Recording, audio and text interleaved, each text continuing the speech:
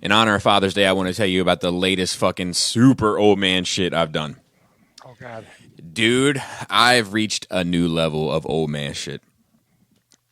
I bought basically elastic bands to go as laces for my shoes at work.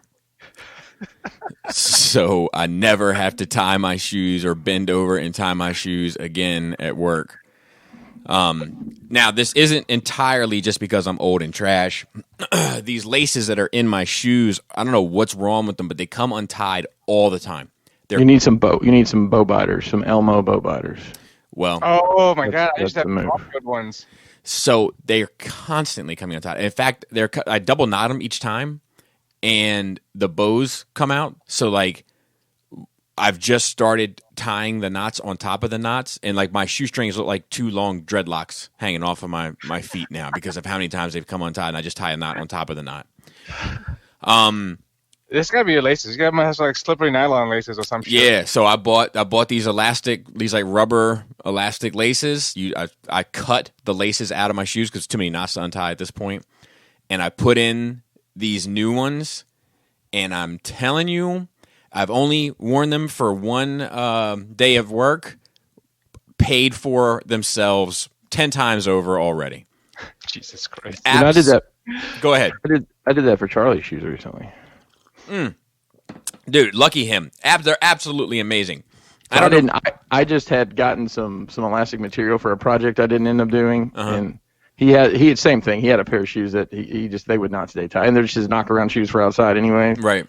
So I just like cut them in there and tied knots in the end of it. Not as nice as probably the ones you buy that have the little slip thing in that I've seen. These are like Facebook ads. These have like little like T's on the end. So you slip the T through the hole of your, so to speak, of your shoe where the shoelace goes, and then they latch onto the other side. I'm telling you, they're fantastic. I love them. I've been like I've been going actually without tying my shoes, like just leaving the laces untied for stints of time while at work because like I'm trucking them all over the COVID caverns and like you know what I mean? Like you can smell the fucking COVID on my laces. So like every time I got to tie them, I got to go wash my hands. I got to or you know what I mean? So they're done. The elastic ones are in service and they are amazing. But they're definitely some old man shit. So like I don't know if I'm just lazy or what, but I just tie my shoes and I fucking force them on and off. So that's what I like. Literally this morning and through this whole quarantine, I've got way too many sneakers, but I will literally wear the same pair every day. It's a pair of I don't know how old they are now, but Adidas Boost, and I like. Some days it's like they don't seem tight enough, so I'll retie them. But I always tie them loose enough where I can slip them on and off. But this morning I retied them, and then I tuck the bow of the lace underneath the laces so it doesn't flop or fall out, and then I slip the shoes on and off like a hooligan. So. Yeah, so we do the same thing then. So I also tie my shoes and then slip my feet in and out of them, and I never have a problem with them coming untied. But these came untied. I'm not exaggerating. If they come untied once a day, they come untied 8 times a day. So I've had shoes like that before. I mean, it's just that type of lace. It's like almost a wax coated lace sometimes. I don't know if that's what you have. But it's like they're really hard to keep tied. It's like you almost need to like take them out and run them in under a hot bath to get them to loosen up and shit. Dude, they're not those. I know what you're talking about, and those two suck. I don't know what is up with these, but they can't stand the notion of being tied on my foot. It's fucking ghost. I tell you what. I don't know, but I'll tell you. I'll tell you what I don't have anymore. I don't have those problems anymore. While we're on the topic of old man things. Chris, how was your Father's Day? Let's get Father's Day weeks. It was good. It was chill. I abstained from working in the shop in any capacity. I had gotten a new. I'll cheat on my nerd week a little bit because it kind of ties in. I had gotten a new 6-scale figure. It's my first third-party 6-scale figure. It's the Revenger from Virtual Toys, which is Bobby's favorite movie, Punisher Warzone, the Punisher from Punisher Warzone. So I love it. Absolutely beautiful piece. I really needed Joe's tiny Asian hands though, but I managed to get through it. I mean, it was a lot of, I know how Bobby loves, the tactical vests with all the pockets and gear, and he's definitely geared up, and it was insane. It was a little piece of ribbon you had to feed through one of the little loops on the, whatever you call those tactical vests, and then you had to tuck it back in the back of the little thing. I watched, there's no directions. I watched a video of an Asian gentleman with tiny hands who was still struggling with it. But I got him all geared up, and it's the weapons it comes with. It might be the best 6-scale figure I have, as far as from the way it's built. I mean, like, the shoes are like leather-ish shoes. They're not just hard plastic. The tailoring is great. The body's got double jointed elbows and knees and stuff that you don't necessarily always see on a Hot Toys figure. So I saying that to say, I took the time to do all that. It took an hour and a half to do all that, to put all that together. So it was nice to just have that time. Kelly asked what I wanted. I said, I want motherfucking French toast and bacon. And she made that kind of as I don't know what meal it would have been. It was like 3-4 o'clock in the afternoon. So and Kelly and I went to the range that night. Oh wow! And had a good time there, and that was really. You're taking this apocalypse shit pretty seriously that we're going through, I guess. Well, listen, Maryland only let you have a 10-round magazine, so you got to be accurate. Right. But yeah, I mean, it was chill. Just hung out and hung out with the kids. So I played a lot of Mario Kart. I love Mario Kart, so me and the kids played some Mario Kart and played online for a little bit and realized how bad I really am. Nice. But yeah, that's about it. Nice. I called my dad. Yeah. I said happy. Because I just luckily seen him, recently. So I called my dad on Saturday so that I could have Sunday all to myself. That's fair. I had a great father. We kind of had the weekend. We kind of did the weekend. Saturday, I stopped by your house, hung out with you for a minute, across the driveway to pick up your foam scraps. But it's better foam scraps. Oh, for big old scrap facts. And had a good conversation, and we did. I valued it. And then came home, and so I gotta say this. All right, in the mornings, right? I usually have my cup of coffee. And it's pivotal for me to finish that cup of coffee and get up and get going. If I stay there kind of wallowing in my empty cup of coffee, my motivation levels drop to next to zero.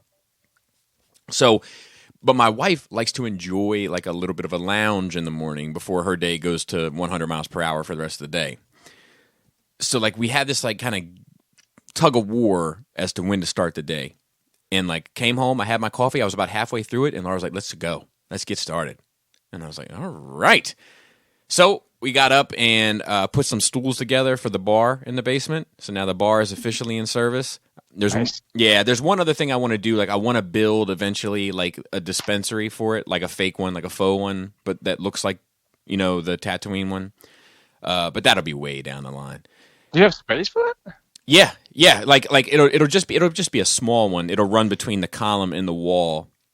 Oh, okay. Yeah, and I think the base of it, the base of the build of it will be a shower curtain rod. You know what I mean? And tension it at the ends, and then start building on top of it from there. And then she hung some stuff for me, so to speak. She hung, because I'm not good with numbers and shit. So she spaced out my Empire Strikes Back 40th anniversary figures, so that they all match equally in the back row to match the New Hope ones in the front row. And she hung some pieces of art and stuff that I'd had to move for me. And I'm trying to think if we did anything else. So then we went for a walk, and then we did a Bobby Boogie Bop bonus episode for this woo music, this Brooklyn music that I'm in love with. And she humored me with that. It was a 2.5-hour show, and she had her fill of it by then. But then she also let me listen to it that night while we drank and cooked dinner and partied, and then The next day, I worked on a new diorama, and we listened to Woo music all day, and it was fantastic. I had and then we had these steaks for dinner. Robert bought me these steaks. I don't know. He bought like a fuck ton of them, and then he sent me some. And I kind of like, whenever you send food through the mail, I'm kind of like, yeah, okay, I'll give it a shot. I think in my head, I always have Omaha steak nightmares. Let me pause there for a minute. Have you not had good experiences with them over the years? Omaha steaks? Yeah. No, I generally find them to be like, there's two types. I feel like there's the ones that like you special order, right? And they're better, but then I also feel like I often bump into like the truck driver that like, oh God, that guy. Yeah, how is that a business? How is that a business? The guy. I know. I say that I've known people that have so I think some of my mom's brothers and sisters have bought off the truck. Now there used to be, is it Schwann's? Like they had a full line of food that was in this freezer truck, and they drove around and peddled to you. It's insane. The restaurants have always overbooked. Oh, they they over-ordered. Now we just got this truck full of steaks, and the steaks are trash. What if it was milk? What if they had milk? What if it was like, yeah, man, we got broccoli today, dog. It's too much broccoli. Yeah, yeah. Sorry. But he had these steaks. I'm gonna be honest with you. They are the best steaks I've ever had cooked at home, and they are in top 5 steaks I've ever had in my life. So, what brand or where were they from? Do you know? I don't. I'll reach out to him right now and see if I can get an answer. But yeah, he told me, of course, but I can't remember. But oh my God, dude! Like it was insane. I've never had anything even remotely close. And then my wife had some shrimp, and she made them on top of like a garlic toast for me, and it was a great little healthy, relatively healthy dinner. So that was my Father's Day celebration. I'm almost finished that diorama. I think it's going to be one of my better ones, honestly. But so here we go. I've also discovered something else. Have you guys ever heard of a place called Pepper Jack's? Nope. Okay. In reference to what exactly? So it's a Subway. It's like a sub shop. No, but I am a connoisseur of the sandwich. So please tell me more. Yes, I'd be delighted to. So I didn't have any of their food, but we went into their restaurant yesterday, and they look like their food would be delicious. Like I looked at their menu, and they have like kind of like breakfast burrito options, build your own, and all sorts of sandwiches, BLTs, et cetera, et cetera. Like, is it in Laurel? This was in Jessup, I think technically, Annapolis Junction, and Just like prison is. No. So it's at basically 32 in Dorsey Run Road. Got it. I found it. Yeah. So there is one in Laurel also. It says. Okay. All right. Yes. But it's like in the kind of like ritzy part of Laurel. Ritzy part of Laurel? I've never heard of this. Yeah, like near where what's that place, Joe, where they just put in like all those like kind of neo brownstone homes? It's off like 216.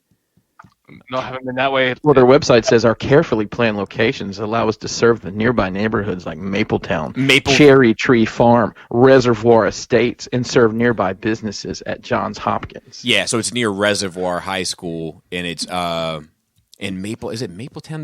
Those whatever it is. Like it's like a fancy. It's like the upper crust. I mean, those brownstones I think are like $600,000.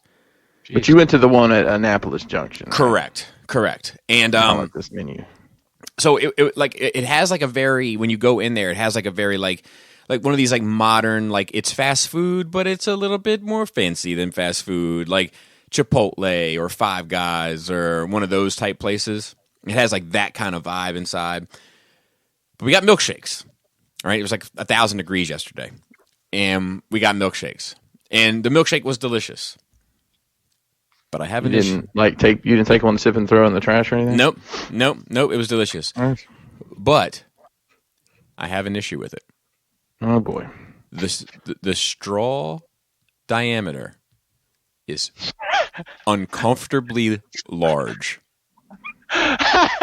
You need that for a good thick shit, you know what I'm saying? So I hear you, but I was like, nah, I'm gonna fuck with this spoon instead. I'm putting the straw in the trash. Jesus Christ. It was too much. It was too much. It was too much, Joe. It was on purpose. It made my jaw hurt, so to speak. It's like the same straw they use for bubble tea. But that shit is large. Yeah, that is a big straw. The boba tea. Almost through that straw. Listen, Joe. You know Bobby's never had boba tea. Let's just be honest. I don't know why we'd even try to fool ourselves with this. You're right. But I gotta tell you, they got to do something with those straws. That's out of control.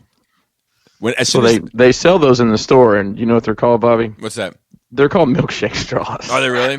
Yeah. So like you know how when you put like a straw in a drink, you kind of use like your index, middle, and thumb to put it in there.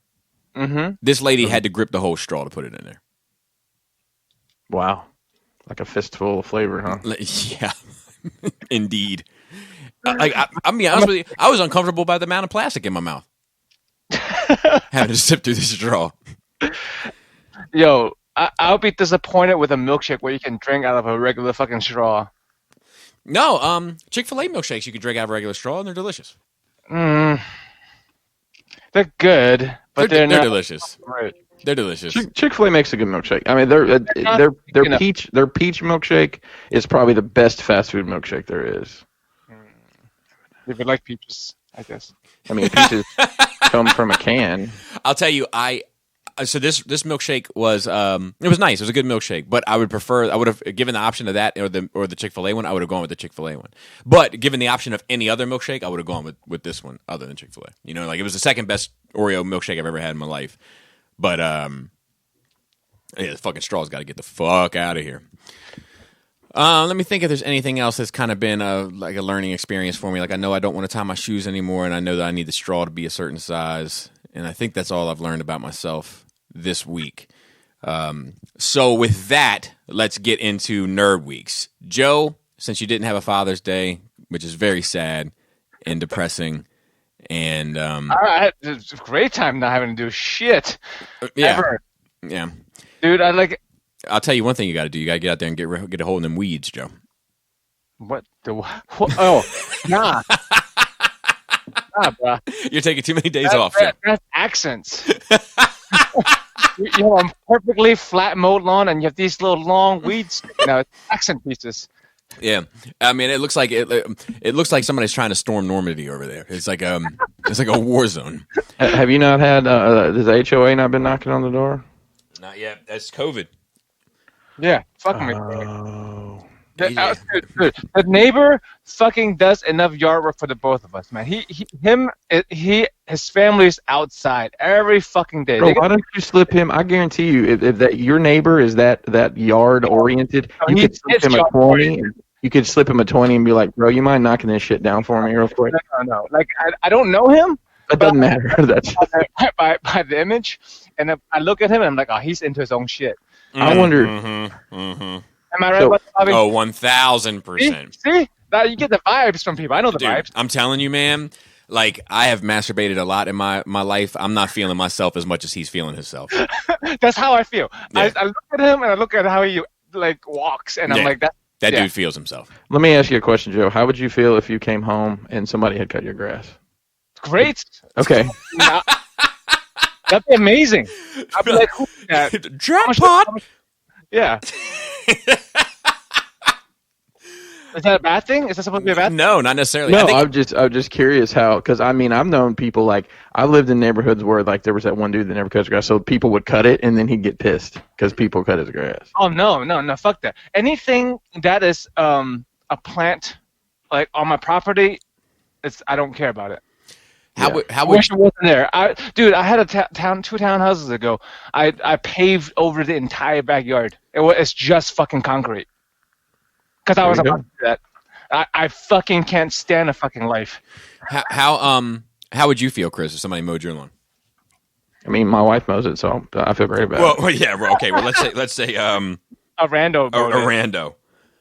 So I'll be honest, my neighbor that we've talked about before, he has Kelly and him got to have this symbiotic relationship. Like, the bulk of our yard is that patch in the front. It's like our yard is like a balding man. We have the patch in the front and then a little bit around the back. So the patch in the front, sometimes she'll mow his and sometimes, he'll mow ours, but who cares? Yeah. That sounds kinky. I think I would feel guilty. I think I'd feel happy inside that I didn't have to do it, but I'd also feel guilty like, somebody had to do my work. I don't know. If it's a riding, if somebody's out there with like a push mower pushing, I might feel away. But if you've got a riding mower and you had to make 3 passes to cut my little that's fair. Bald man, that's fair. Part. That's a fair point. I use a fucking push mower. That's fair. But dude, fucking, because like Chris's office is right next to, that big ass window. You can see the neighbors. They're fucking always out there. They're gonna fucking get skin cancer. They're on that, the fucking kids on that blow up pool all day, every day. And the guy's like fucking on his hands and knees trimming his grass with shears, I feel like. How much fucking yard work can you goddamn do in that little yard? Total sidebar here, but did you know there's a huge secondary market for like above ground pools right now? Like, if you look on Amazon, they're going for $700-800. Wow. I think it's the same thing with trampolines. My coworker was trying to buy a trampoline. She said that like it's out of stock everywhere, and it's like shit. Maybe I should sell that one in my yard that my kids don't play with. Sub freezers too.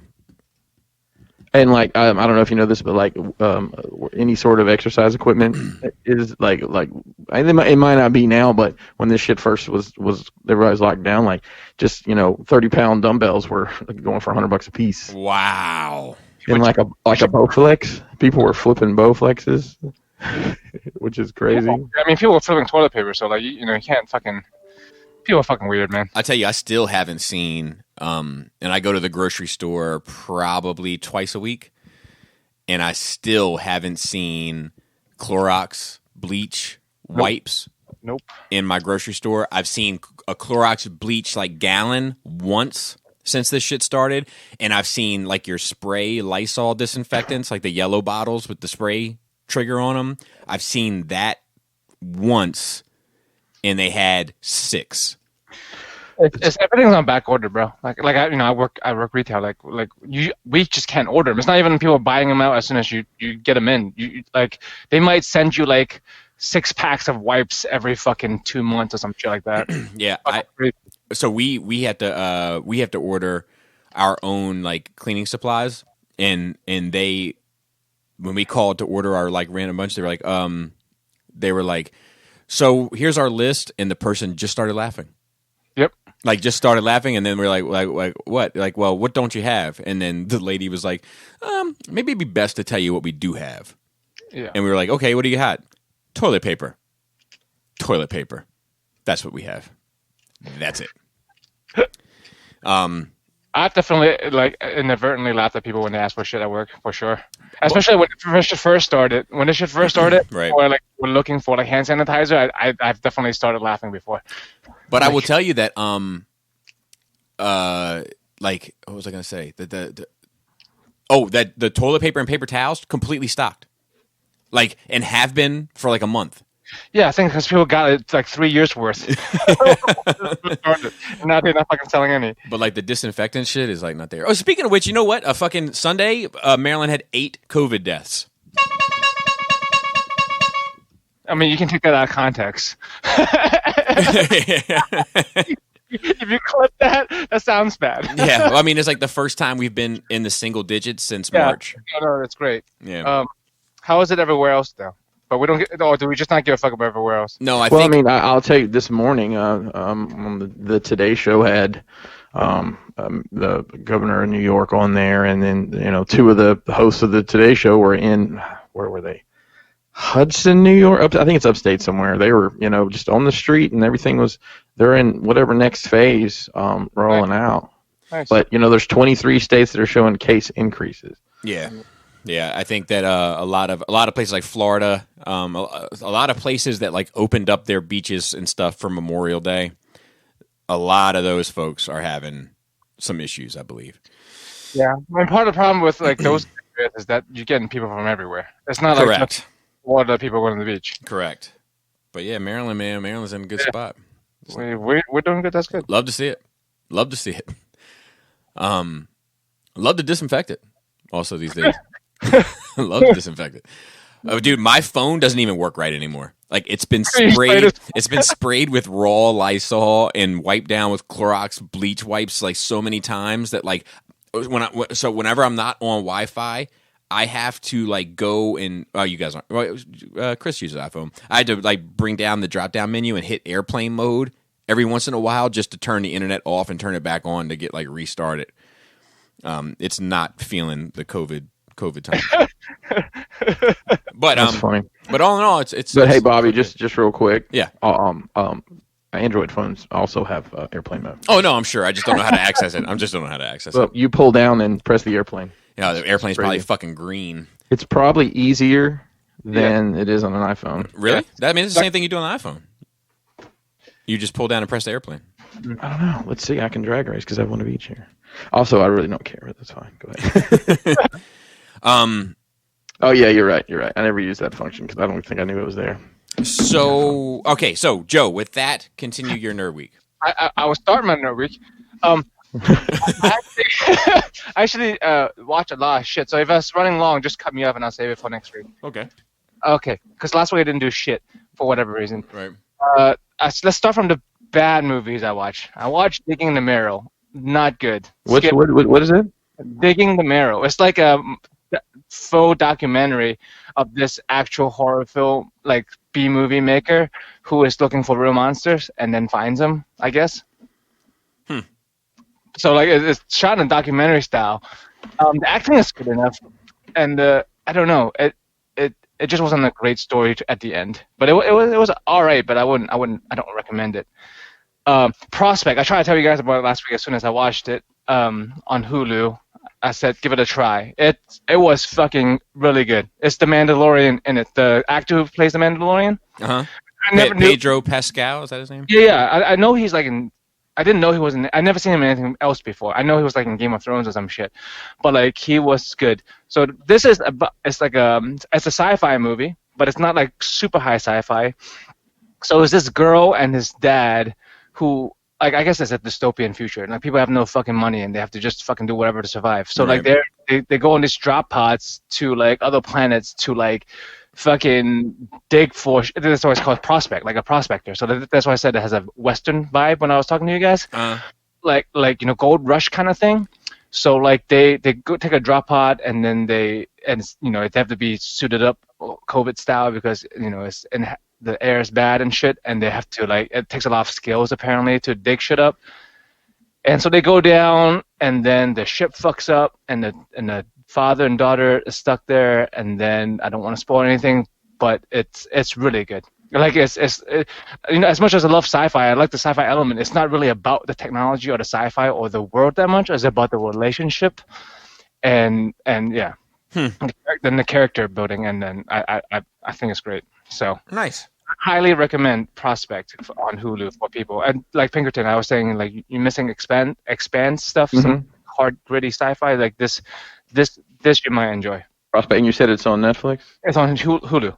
Oh, okay. Prospect, Cool. just Prospect. Even the intro is funny. The intro, title screen, it looks like a Western. Like the font, and it's like yellow. It looks like the start of like a fucking Clint Eastwood movie. So if that threw me off. But it was pleasantly surprised. And I like him even more now. Mandalorian guy. I like I didn't know he was, I would love to see some acting from him in the next season of Mandalorian. That's what I'm saying. Because I watched Mandalorian, and I think his limited range is on purpose as like a damaged human being. Right. Raised in fucking Merc style. So I wasn't sure when I put this movie on, but yeah, quite good. Well, good. So he can do it. Just like Natalie Portman is a great actress, but in episode 1, not so much because of directing. Right. Yeah, for sure. And we're doing bad and good. Okay, the next bad movie I watch is The Lighthouse. Okay. Highly rated, apparently. Okay. It's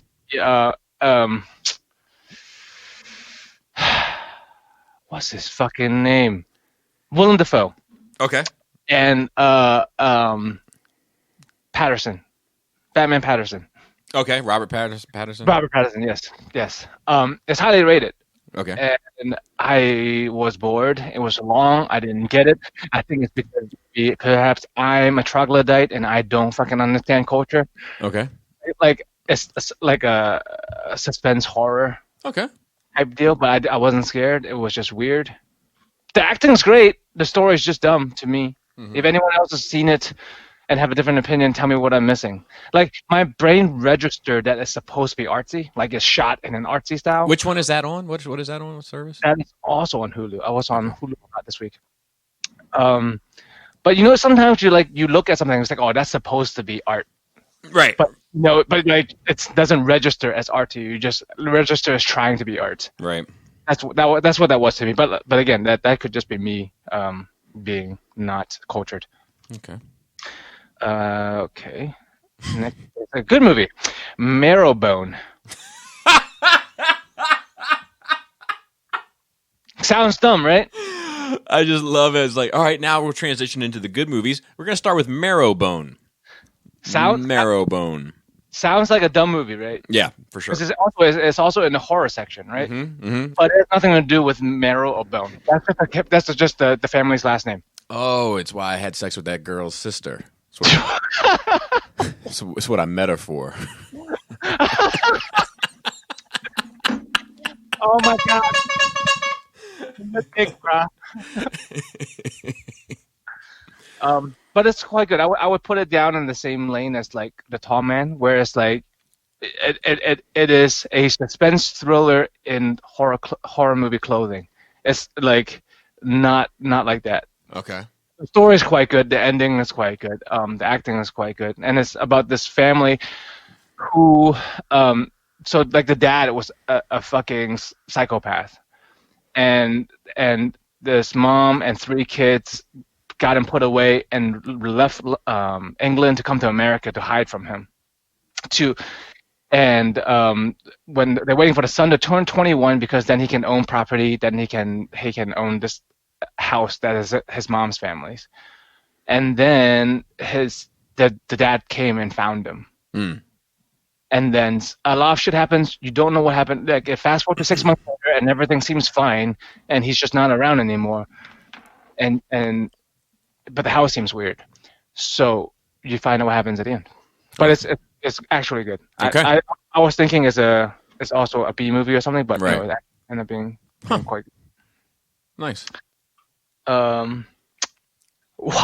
Watch Paranormal Activity 2, 3, 4, 5, and 6. I had no idea those existed. Just just random. Just a marathon. We did.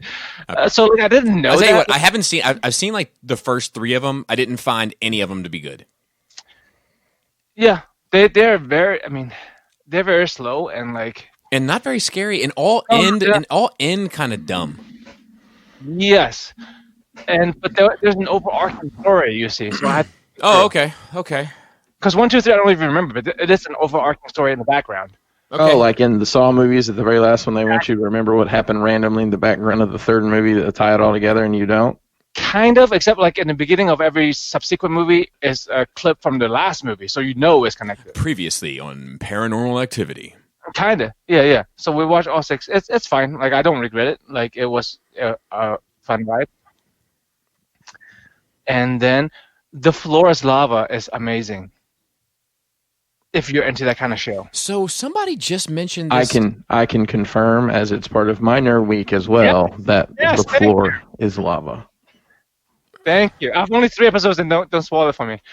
Well, that's about as far as I am. So it's fucking great, right? Dude, I want to play. Me and Crystal was like, me and her would do amazing, but we don't know a third person to pick that would do good. Sorry, like, you guys did not come up on the list at all. No, I mean, honestly, I was watching that and saying, man, in my 20s, my long limbs would have been very helpful in that. Yeah, but these are trash now. But fuck that pyramid's all I'll say.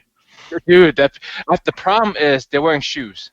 Shoes actually. Oh, I bet you they make them wear shoes, and their ankles are also taped. I don't know if you noticed that. No, I didn't notice that. Yeah. But yeah, I was like, I think me and Chris were just saying like how we would just fucking plow through these courses, but we'd have no third member.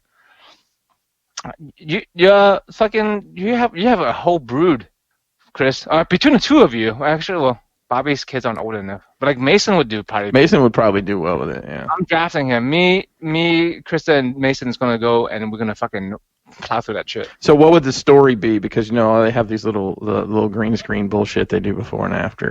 I don't know. all my friends are old and crippled, but so it's like one of my friends' kids that seems to be healthy. It's like a reality, like physical thing, like ninja. Yeah, it's like ninja, it's like what was the freaking Nickelodeon show that was something about the temple.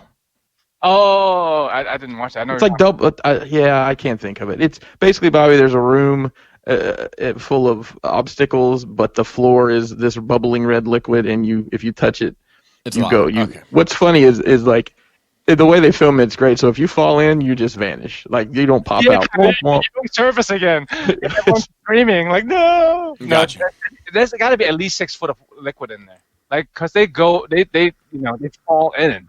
So it's got to be deep enough for them to not hit the bottom. Yeah. So yeah. It's a giant fucking room, and the set changes every episode, like with random things sticking out of the floor, and it's kind of like Indiana Jones or like Aladdin when he was escaping the cave. Gotcha. And yeah, it's fucking fun. I like obstacle shows. I like The Beast. That was fucking fun with Terry Crews. That was on Netflix. Did you watch that, Pinkerton? No, I never heard of that one. If you like obstacle type, like Ninja Warrior type shows where people fucking slams their face into stuff accidentally. I enjoy it, but I'm like I need like 2 episodes and I'm good. I'm good for like months. Like, you know what I mean? Like Who Wants to Be a Ninja? Like I would watch like 2 episodes, and then I'm like, okay, I've understood enough about this show forever. Well, I mean, it's like Wipeout, like because you want to see people wipe out. That's what I've been trying to think of the name of that damn show for a week, and I couldn't think of the name. Yeah, Wipeouts. This is very similar to that obstacle course getting destroyed kind of thing. Yeah, but I quite enjoy. I mean, the keep it fresh by every episode. The set is different. It's not the same layout. It's not the same course every fucking time. So, anyway, that's quite good if you guys are into that kind of show. And lastly, like what I've actually been really into, like what I've been super into lately for whatever fucking reason is I got into listening to, I think I talked about this last week too. I got into listening to No Sleep or yes, you did mention that. Dude, some of that stuff, like some of these long series I've been listening to, the voice acting and the story themselves are better than a majority of any movie I've seen, like in years. Right. You mentioned that too, I think. Yeah, like here's the 3 I recommend to people this week. Account from a Lonely Broadcast Station, fucking great.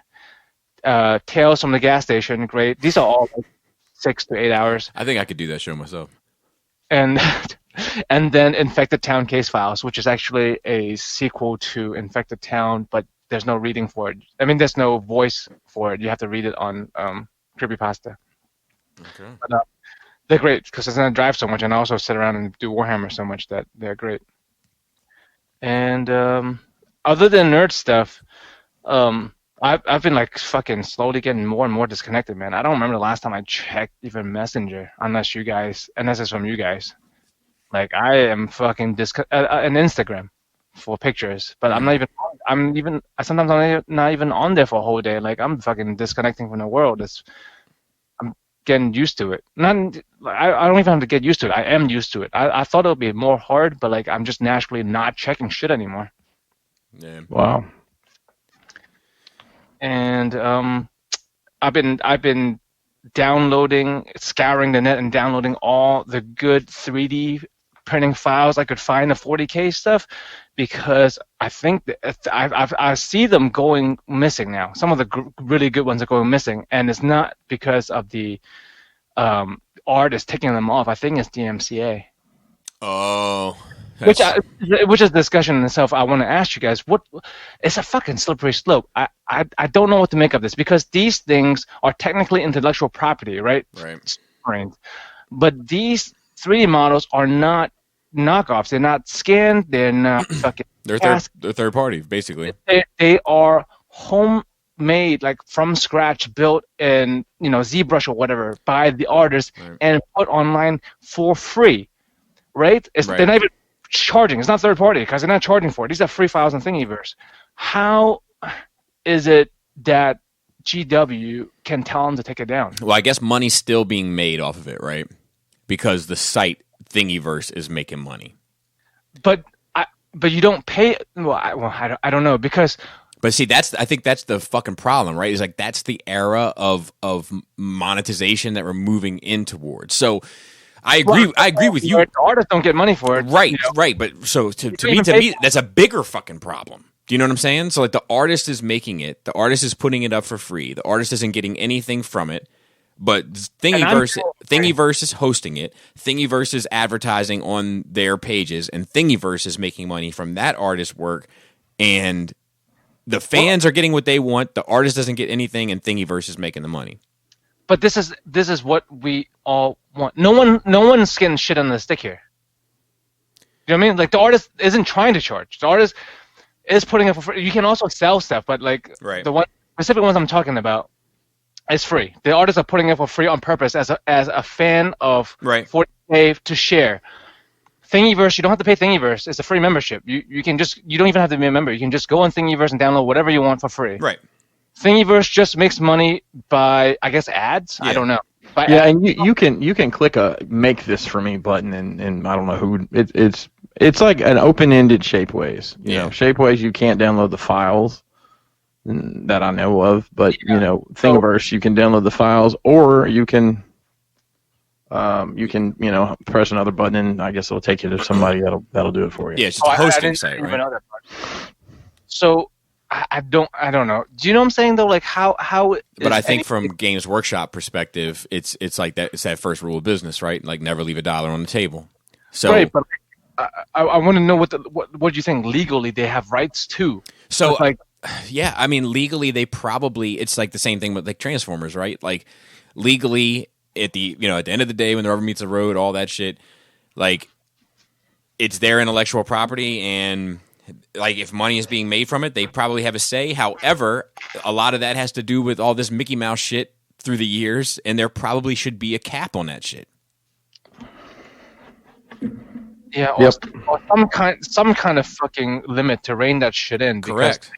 The artists are spending more time probably sculpting their shit at home than GW is paying the employee to sculpt shit at home. Right. Yeah, it's just a moral quandary. Yeah, no, I'm with you. I think that like there should be a twilight for all fucking copyrights. You know what I mean? And I think that there should be some sort of flexibility for fan art and involvement. I think that when you put something out, when you create something and it is loved by so many people, after a certain amount of time, I'm not saying that you shouldn't be able to continue to make money off of your creation, but I am saying that after a certain amount of time, it belongs like what I Meterphor. It belongs as much to you as it does to the fans. And like if people want to participate and enrich your shit, I think they should be able to. Yeah, I word is a slippery slope because like if this is okay to like take down, then like you can take down fanfic, right? Right.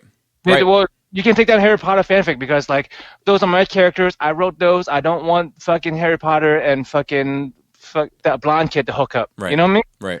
So like where does it end? It's my question. Like, I totally understand third-party Transformers and third-party Gundams. Like, yeah, you're sculpting it yourself, you're making it, but as a Gundam, and you're selling it for high profit. Right. So. I don't know. But I think it ends. I think as of where it should end. Is that what you're asking? Yeah. Like I thought this was a safe spot. Before I think there should be caps on that shit, man. Like I think there should be like maybe like okay, you create something, and what was the original thing? Like 14 years or 20 years, maybe something like that. Yeah. Like you create something and you have it for that whole run. Like it's kind of like how drugs are, right? Like when you create a drug, you have it for a certain amount of time, and then they can make knockoffs of it. Yeah. Generics, Bobby. Generics. I'm sorry. Generics, you're right. But like I think there should be something like that for everything. I mean, I thought you should just be safe if you're not charging for it. If you're giving it away for free. You should be able to give things away for free. Yeah, no, but you might be able to. You can't, because I've contacted the whatchamacallit, one of the guys who has a Titan I want, and he's like, he's scared, he doesn't want to because he got noticed not to distribute it, even though his own design is not even like, right. He's worried. So that's what I'm saying. Like, if you were to give shit away for free, that's an issue. Yeah, no, I'm with you on that, and I don't even understand where they stand on with that. You know, exactly. That's what I'm asking. Yeah, because but Thingiverse and shit, like there's money being made, right? Not by the artist though. So why would the artist? We agree, but there is somebody making money due to a Games Workshop product on the internet that isn't a Games Workshop product. So I get that, even though I disagree with it. I understand why they have a stake in it. But like if somebody's just printing it off at their home and mailing it to you for free, I don't get that. Yeah. Like say Mythic Legion, we know that like some of them are what they're supposed to be, like He-Mans and shit, right? Right. Yeah. So like do you think like, and Mythic Legion is huge, right? Like as a seller. I'd say yeah, it's gotten pretty big. So you're saying that fucking Mattel or whatever can just come in and be like, "No, you gotta stop selling that shit because that's He-Man." Well, the other crazy thing about that is, guess who sculpts the modern He-Man figures? Right. Same people who make the Mythic Legions. So I don't know how all that works out. Yeah, this is weird. This is where I'm with you, Bobby. Like once you get into the fucking weeds of this shit, it gets fucking confusing, and then like because it's interesting. Like I want to investigate. And the question is, like, if you look at those Mythic Legions figures, for instance, I feel like we're podding today. If you look at those Mythic Legions figures, for instance, like yes, it's Skeletor, but it's Skeletor only because you know who Skeletor is, and you can kind of extrapolate the kind of iconic things about him that make him Skeletor, and then apply it to this other thing, right? But like to take those two pieces into a courtroom and somebody say like this is mine, I'm like, well, wait a minute, but your guy wears purple underpants and has a strap across his chest. This guy is not the same. Like they both have skull faces, but like, well then why isn't my shit a Skeletor thing? You know what I mean? Like, right. I think that like that's where the loophole is with the third party market, and they get super close, so I think it's a lot more risky. I don't think it would fly in the States like Mythic Legions does, but it's like I think it's more of like an homage to something, or like a tribute to something with the Mythic Legion stuff than it is like no one is getting that Mythic Legions figure. So yeah, that's it. Nobody's confusing that Skeletor they made with exactly. With... I bought Magic Square Light of Freedom because I don't want to spend $400 for Takara Tomi's Prime. So Takara Tomy lost my $400 and Magic Square gained my $100. But nobody is not buying the classics, the Masters of the Universe classic Skeletor, and replacing that with the Mythic Legions one, like one for one. I feel like it's not like intruding onto the money. Right. I wholeheartedly agree with it. And yeah, and look, these arguments have gone on for millions of years in this community, but I think you're right. The homage where it's, that's a guy with a blue body and a purple boots and a kind of greenish skull head. Okay, that's Skeletor. Right. But the other thing they do is they don't package it with that head on it. So it comes with that. It's in the package, but you don't see it. But everybody knows. It's like the old Unicron trick. Maybe. Yeah, what's up with that? Yeah, I mean that's another thing that they did. Like if you look at the box of that thing, there's Unicron's not on the box. Like it's just like these little, like they look like the ghosts from Pac-Man, just all over the box. Yeah, that's remember that's I was looking for. I was scouring the net for the 3D files and making a database for myself basically. So I got on some Discords and to get in the know and the weeds of how you get this shit. So yeah, if you go, you have to know the people to know how to find them. But there are things still on Thingiverse and Cults 3D and stuff. But like the picture that you're looking at, the thumbnail is like it's BattleTech, and then the name of whatever that file is completely something way off. But if you download the file, it's the Titan. So like people are getting around it. It's just getting underground now. I'll tell you, like, I also think that what these companies don't understand is that this fan-made, fan-involved, fan ownership shit only perpetuates the brand. Yeah. You know, like, people designing... So let's take, like, you know, people that are doing, like, the Star Wars diorama stuff on Thingiverse, right? Where you can get a crate, or you can get a little barrel, or, you know what I mean, a door. So, like, if I'm buying all that shit, or, like, the GTP walls, you know, before they were official, like, I'm buying all that shit. Well, like, what's the purpose or point of fucking having it without the figures? So now I'm buying more Hasbro figures with official licensing from Star Wars, getting an official check to Lucasfilm, all because of what a third party has created. I only own as many official Transformers as I do because third party exists. Right. Exactly. You know, like, it just makes the brand exciting. It's why all this shit, Star Wars, wrestling, all this shit, like DC, Marvel, it's why it remains, Gundam is why it remains exciting, because you're getting enough people contributing to it to keep the brand moving.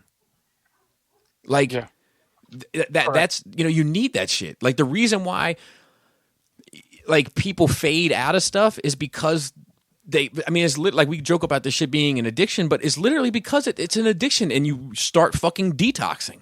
If you're not getting fed, you start detoxing, you just move on. If you get it, dude, from, you know, just from personal experience, it gets easier to not buy stuff once you haven't bought stuff in a while. Exactly. Like, I just, you know, I was like, you like a year, even 2 years ago, like, I fucking can't wait. I'm looking for a package. I'm like, there's no package this week? What the fuck? Right. You know, like, I'm always something on pre-order. And, like, you know, I stopped because buying a house and shit. Now I don't even fucking think about it that much. Right. And I'm sure if I start buying shit again, I would get right into that hole. Yeah. No, I agree. They gotta keep... They always have to have something on the back burner to show you that something new is coming, and also getting something in your pocket nonstop. Yeah. The hunger has to be... That's what Transformers was doing. The hunger has to remain. Yep. Yeah. Nice. Yeah, that's why I have a love-hate relationship with Games Workshop all these years. Is like, the intellectual property is fucking great. The world is great. The designs are great, but, like, their business practice is just fucking too businessy. Yeah. And especially because... Chris, it's like, for those of us who has been following this since the inception in the 80s, when it was just a small company of nerds who was making this as nerds. Like, if you look at the White Dwarf magazine, the official magazine, like, it's free rules and free designs, and, like, talking about, you know, using this shit for D&D, or using stuff from D&D to play, to, like, if you look at it now, it's a giant fucking catalog of ads. I mean, those guys are millionaires, no doubt. Yeah. It's not the same people as the problem. It's just like these video game companies I was talking about that used to be fan favorites and now got down because they sold to bigger companies, and the fucking original, you know, founders and shit are gone. Yeah. It's just a name now. It's like soulless. Yeah. Yeah. That's a good word. That's a good word. Yep. I get it. Or I think I've ran it on long enough. It's been like an hour of just me talking. Chris, how was your nerd week? It was okay. Busy with, you know, building. We opened the pre-order for the doorway, and went ahead and started on those. We have another project we're working on as well. But, you know, so that's PVC and foam and 3D printed elements, and it's a lot of pieces. I think it was a little more than we really, you know, put together how much it was going to be. So, you know, we do batches of 12 normally, but after this batch of 12, we're going to do batches of 6, just because there's so much stuff involved with building each thing. We don't have room to, you know, I don't want to take over the whole freaking house with it. So, right. It's your house. You do you. Yeah, well, you know, sorry, I have, you know, other people here as well. So, hey, did they pay the rent? Who's the head of the household? Yeah, who pays the light bill in that motherfucker? Well, I know. I guess my wife pays it because I don't pay no bills. That's Bobby's house too. He doesn't fucking know. I have no clue. I'm assuming my wife pays it because the power's on. So I worry, man. I worry about that shit sometimes. I'm like, when was the last time this bill was paid? well, the power goes out. I'm like, which it has been doing more lately than usual, but. Let's see. The only thing I watched The Floor's Lava, just like 3 or 4 episodes. It's fun, some of those hits those people take. Yeah, man, dude, just fucking belly flopping on a fucking piece of rock. Yeah, I mean, I got to notice by the end of it, those are foam. Those aren't actual like hard surfaces they're landing on, which probably makes it even slipperier. I mean, Jello or whatever it is. Yeah, I mean, it's sturdy enough for it to like not fucking buckle under people, like 100, 200-pound people jumping on it. So it's gotta be solid enough underneath. Yeah. So I watched some movies that I hadn't seen as an adult. I watched the Back to the Future 1 and 2, and I'm about I don't know, a third of the way through the third one. Do you guys think I hadn't seen those as an adult? Keep that in mind. Do you think that Back to the Future would get made today? I haven't seen those in a while to be able to say that. Yeah, I've seen them within the last 5 years. I don't know. There is like some out of touch lingo, right? There is, but I mean, I guess it's in place because of the time period. Right, but I'm more talking about the mother love. Yeah, I think they could get away with that. I think they could still get away with that today. I mean, it's on Pornhub, right? So it's so creepy. It's on, yeah, definitely. But it's almost cringy. Yeah, I don't know if it was back then. I mean, like we had the Luke and Leia kiss. Yeah, but we didn't know. Right. But then we did. And we still watch it. So. Yeah, I don't know. I mean, there's a whole Mother Lover song by Lonely Island, so that's still up. That is true. I mean, it's kind of a blur. I don't really recall too terribly much of what happened this past week. But I'm still here. That's a good thing. I did watch that, and I'm sure I'll watch some other random ass TV stuff, but nothing of any interest. I got some of the G.I. Joes in. They're pretty cool. I'm happy with them so far. Nice. Mine just arrived today. Did you order them? Who did you order them through? I ended up going through Amazon after you told me. Dude, Hasbro Toy Shop is totally shit the bed on this. Yeah, I can't wrap my head around that. Fucking hilarious. I mean, I paid extra for that to be in the cool kids club or whatever. Yeah. And they've totally shit the bed on it. I just don't understand how. Like, I see what Hasbro's trying to do, and that's a conversation in and of itself. But it's pretty interesting, right? Like, they've basically created their own toy store, and in the process, have complete control over it. Everything creatively goes towards it. So, like, everything funnels back to Hasbro regarding Hasbro now, which is like, it's fucking brilliant. But like, every Friday or Monday, they're doing like these fan things and showing off new stuff, and people are getting involved. It's raising excitement. Like, it's beautiful. But then they have their product that they tease and promote through their own fucking content channels that stream back to their fucking website.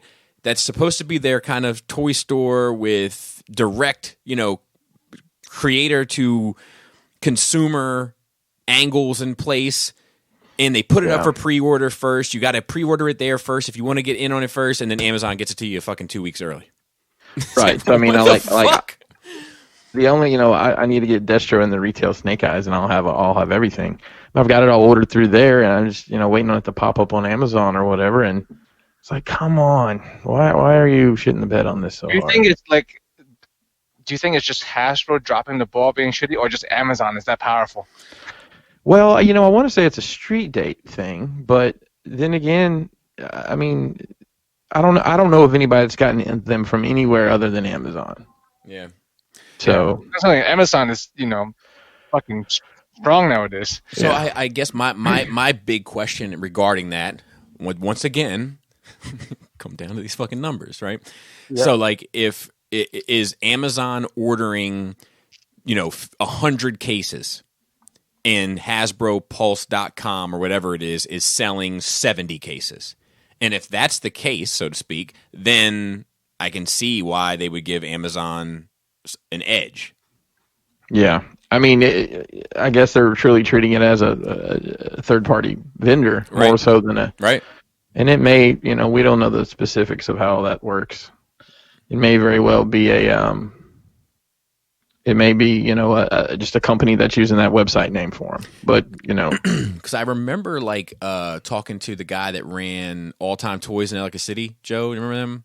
Yep. So, and they were saying how in order to deal with Hasbro, you had you didn't make orders. They told you what you'd be buying that month. Do you know what I'm saying? So yeah. So for All Time Toys, it might make sense to get the 2 cases of Marvel Legends, but it might not make as much sense to get the Nerf guns. Yeah. Yeah. So I doubt Amazon has those sorts of restrictions placed on them. Yeah, I mean, you'd think they wouldn't. It's interesting. It's interesting to watch how this whole Pulse thing shakes out because it is kind of what people have been wanting, where there's direct interaction between Hasbro and the fan base. Yeah. It's kind of, it's fascinating. And I don't think it would exist if Toys R Us was still here. No, I don't think it would either. But here we are. Yeah. Yeah. So that's a pretty light week for me. I'm sure there's a ton of stuff I'm forgetting, but I'll remember it later, I'm sure.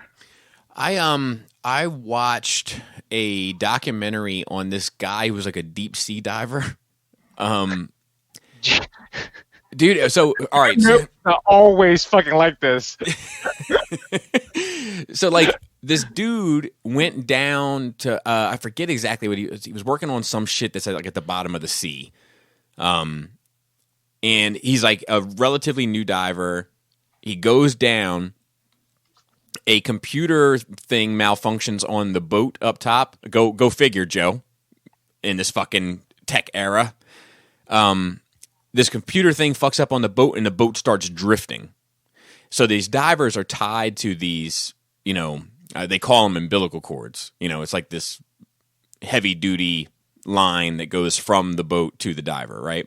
Mm-hmm. But at a certain point, the line I think breaks, or the boat or the diver is literally keeping the boat from moving because the fucking diver gets trapped. But I'm pretty sure the line breaks because that's his connection to his air, and he has to go on his reserve tank of air, which is only 5 minutes of air.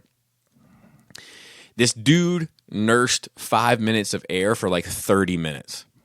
Wow. And these other divers went down and got him and pulled him back up. He was unconscious, blue in the face, the whole bit, and revived him. And the dude's still diving to this day. Wow.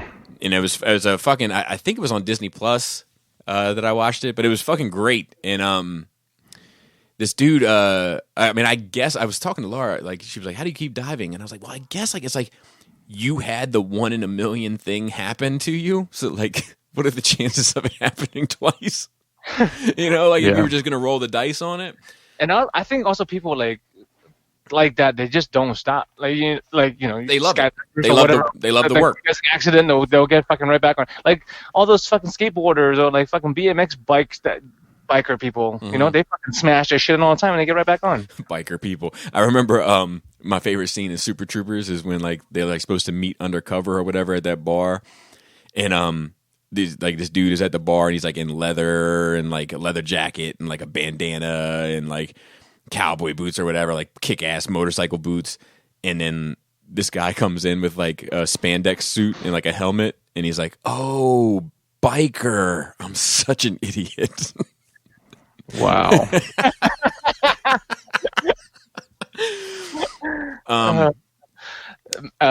Men of Honest was a great movie with Cuba Gooding and speaking of diving. Oh diving, yeah. that was fucking great. What else did I? De Niro, right? What was? Yeah. I believe so, yeah. Yeah, he was the commanding officer or whatever. Yeah, back when he was still trying to act. Yeah. Well, I'll tell you, he did great in Irishman. I knew you were gonna fucking say that. and of course, you were my favorite movie, Casino. I watched the last 2 episodes of the Mandalorian Gallery. One was on the score, and it was kind of interesting. This fucking hippie that they found to do the score of that shit. This dude, if you were to pick somebody out of a lineup to make Star Wars music, you would have never picked this dude in a million years. Really? Yeah, I mean, he looks like he should live on fucking Charles Manson's like reservation. Funny. Yeah. And then I watched this. The other one was on like the props and stuff, and some of that was pretty interesting. Like especially like how accurate the bar, the Mos Eisley bar is to the original, and just I mean, obviously they stroke each other's cocks and that shit for fucking 30 minutes, but they it does seem like they went to painstaking like levels in order to kind of replicate everything 100%. Was it a well-deserved circle jerk then? I think sometimes it was well deserved, other times it was definitely a bit much. Gratuitous. Yeah, it was funny. There was this like little bit of like candid banter between Favreau and Filoni that I enjoyed, where Filoni was like, he always used to give me a hard time about winning a daytime Emmy. And like, okay. Well, so then I started thinking to myself, and I was like, man, if you're fucking like some uppity up in Hollywood, like winning a daytime Emmy is probably like a punchline. Oh, like, whoa, everybody make room. We got the daytime Emmy winner coming through. I'm gonna just put your Oscars away. The daytime Emmy winners coming in. You know what I mean? Like it's probably a fucking gag. And Favreau tried to walk it back with, I'm just jealous. I was nominated for one time and didn't win. I'm jealous. But I'm like, But either way. And I'm trying to think if I did anything else. I'm not sure that I did. Any more Eddie Murphy movies? No, we haven't. I watched a lot of G1 Transformers while I was working on this diorama because I'm still trying to come up with ideas for more dioramas for Transformers. And I got to tell you, that well is limited with a capital L. It's almost depressing, like the amount of like when you look at it with a critical eye for specific things like backgrounds, you do start to realize. I mean, Chris joked about it a couple weeks ago, but he's fucking spot on that they pretty much have like 5 or 6 background plates, and they just cycle through them. Forest, city, and then forest, city, desert, space, and like the interior of the Ark. Yeah, like in that sort of thing. Techie stuff. Yeah, it is a shallow well. I mean, it wasn't a super high budget, fucking thing. Right. So like I'm gonna have to start being creative with an 8 in the middle in order to kind of make these things happen. Well, speaking of diorama ideas, I had one for you, but you didn't like it. Which one was yours? Your X-Mansion dollhouse. Oh yeah. Yeah, so, no, it's not that I didn't. It's not that I didn't. The first thing I thought of. So when I saw that, because the first 2 levels. So Bobby posted on Instagram his Billy shelf. So the top shelf is the interior of the X-Mansion. The second shelf is the exterior of like the front of the X-Mansion. And I was like, dude, if like the 3rd level was like a basement living area and the 4th level was a danger room, that would be like cross section of a house. Right. If you just look at the first 2 shelves and you don't look at the bottom 2, it looks like they're connected. So especially with the sky painting. Here's so I thought about that. I'll be honest with you. I considered doing it exactly that way, and I'll tell you why here in a second. But I went with the post-apocalyptic thing for X-Force because I was like, this could be a danger room setting. Okay. Oh, true. And then the lighthouse, I just wanted to do the lighthouse. But terrible. But the reason why was on the other side, right? Spider-Man is on the top with the kind of the rooftops, and then the next one is like city level, and then the next one I was gonna do city level, like a back alley city level, and then the next one was going to be the subway, and then the one below that was going to be like a sewer, so it would be like layers to that as well. Right. But I ended up just kind of abandoning it because I felt like I was putting too many restrictions on what I wanted to do instead of just doing what I wanted to do. Yeah, but they were good. I mean, it was a good idea. It was a good idea. And it is one of those things where I'm like, man, did I make the right decision? When I look at them, I'm like, oh, should I have gone? But oh well, can't win them all, I suppose.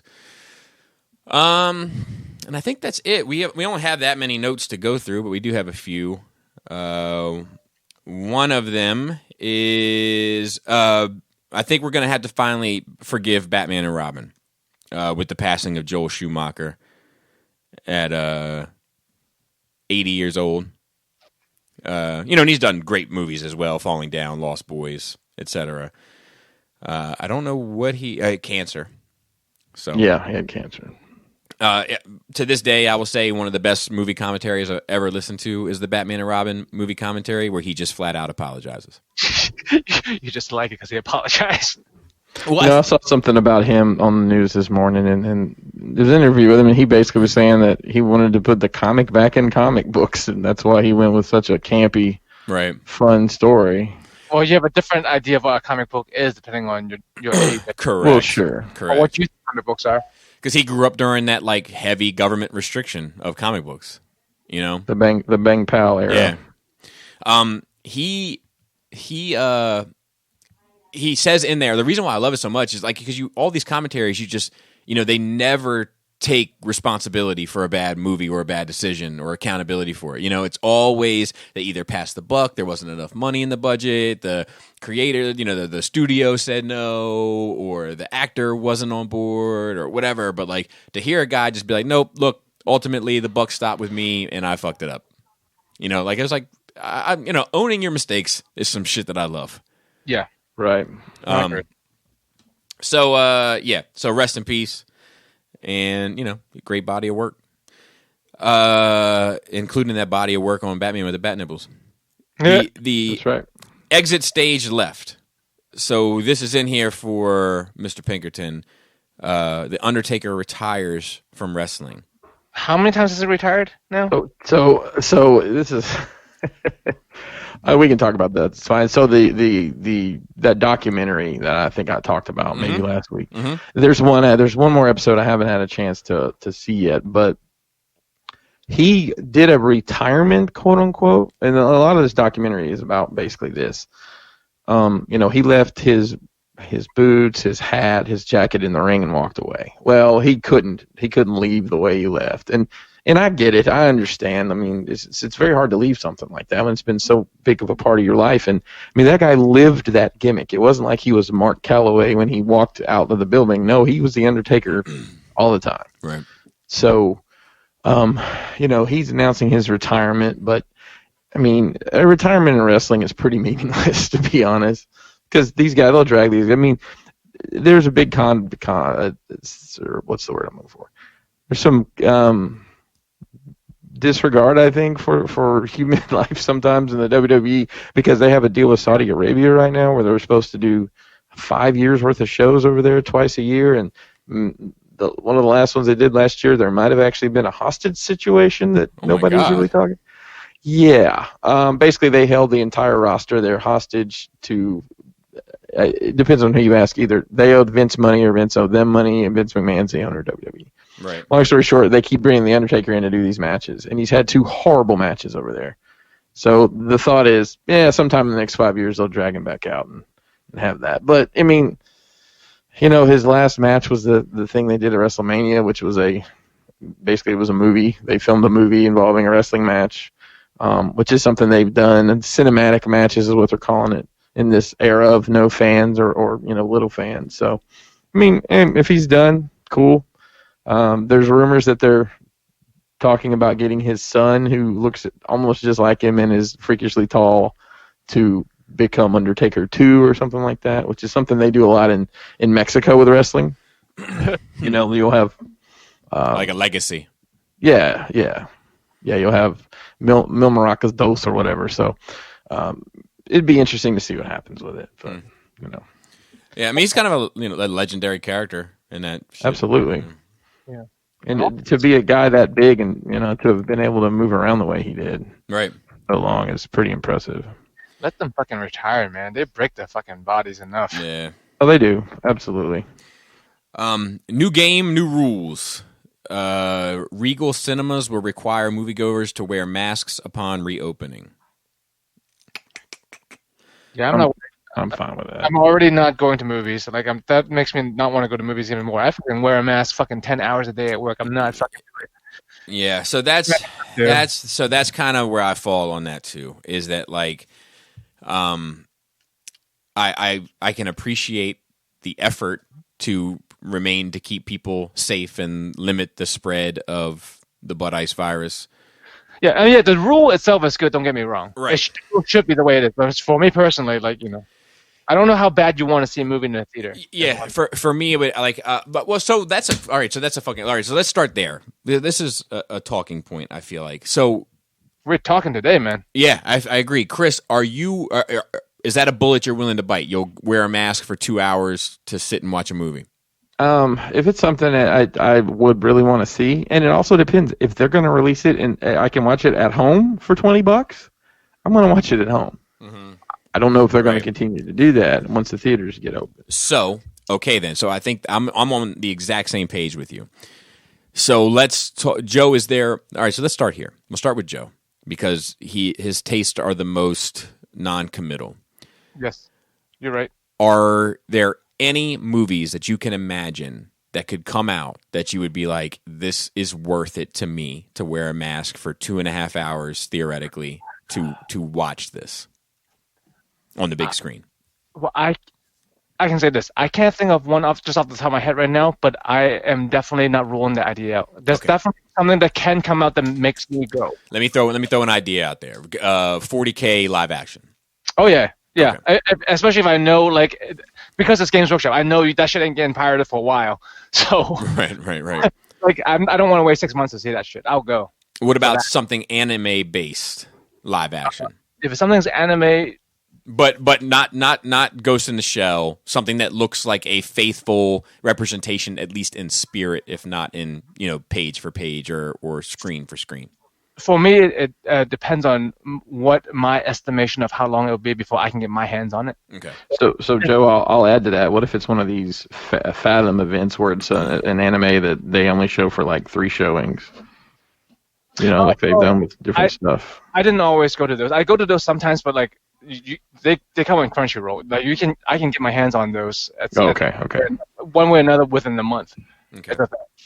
Yeah, it has to be something I really want, and I won't be able to see for at least 2-3 months. Okay. Like, I don't want 3 months. Chris. But I can do that. I would be willing to do that. Okay. All right. That's fair to me. Chris, aside from John Wick 4, what else is in that pocket for you? Probably Matrix 4. Yeah. You got me. I don't know of anything else that's on the horizon that or not on the horizon. Like, you know what I mean? Just something that like a property or something that would, whether it's on the horizon or not. Because I'll tell you, there's nothing on the horizon right now that would take me to the movie theater with a mask. Zero. Yeah, and you don't even need popcorn at the movie, so that's my struggle. Is like, how am I supposed to eat these $30 worth of popcorn if I probably a Batman movie. I would probably go see. Yeah. There's one on the horizon, isn't it? Yeah. So that is. Yeah. One. I mean, if there was a Punisher property, I would go see that. That would probably, maybe if they did a Masters of the Universe movie or something like that, maybe. That's it, though. I mean, I'm not. Right. I'm definitely not going for a rom-com. Right. A Transformers G1 Faithful reboot. Yep, I'm there. I'm there. I'm there for that. I've been lied to before, Joe. You've been hurt so many times. I've been hurt. You're not sure if you can trust again. That's right. My heart can only heal so many times. I feel you. I would definitely come out for the Batman. I would. Superman probably would get me.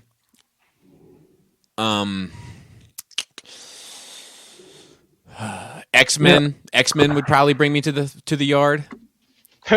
So here's the other question about all this. Are studios going to spend money to invest in these films that are questionable that they'll get released now or make that box office money? See, that's my question too, dude. Is like there's gonna be some sacrificial lambs That's how I view this, right? There's going to be some companies that are like, no, people are going to come see this shit, and they're going to put out fucking Ant-Man 3, and it's going to fail in terms of what they would have normally done, in a COVID-free world. And then you get enough of those, and it might change the game.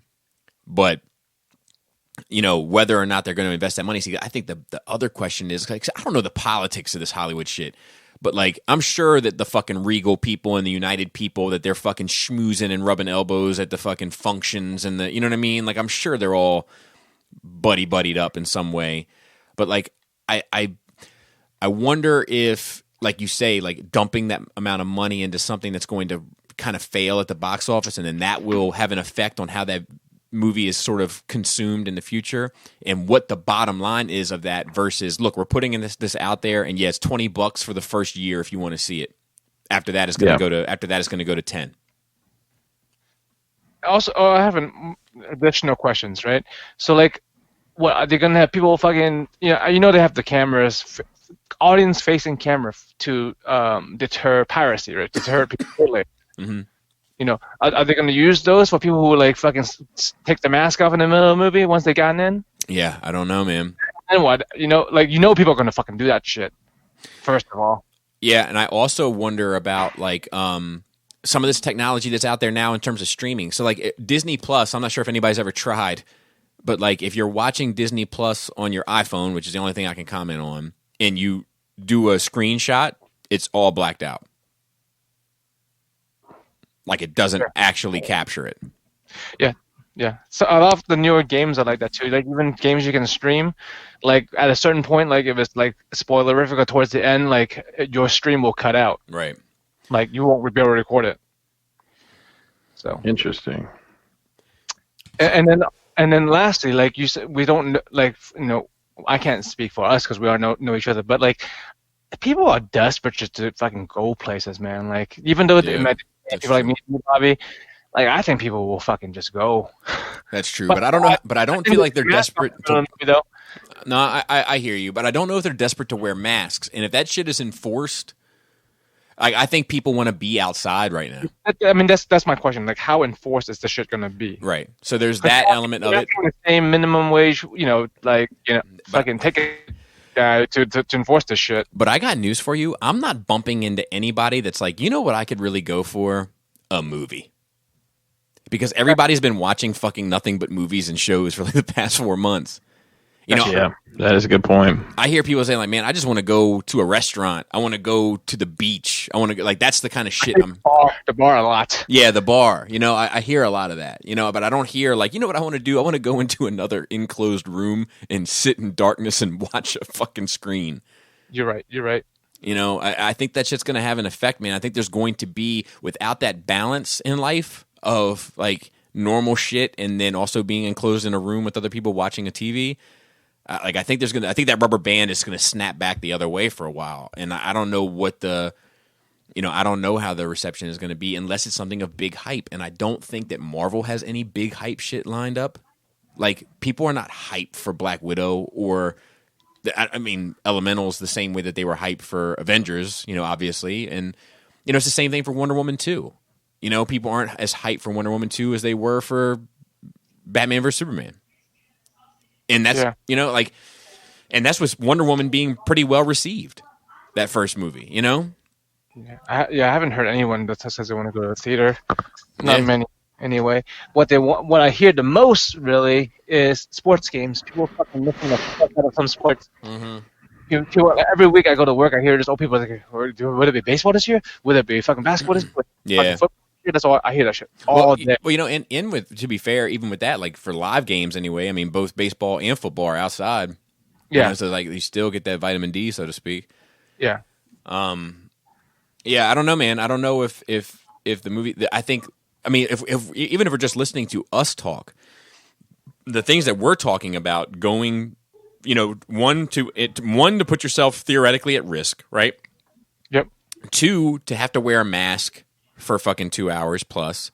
3, to do something that we've been all doing, and I speak generally when I say we all, but have all been doing more in recent times.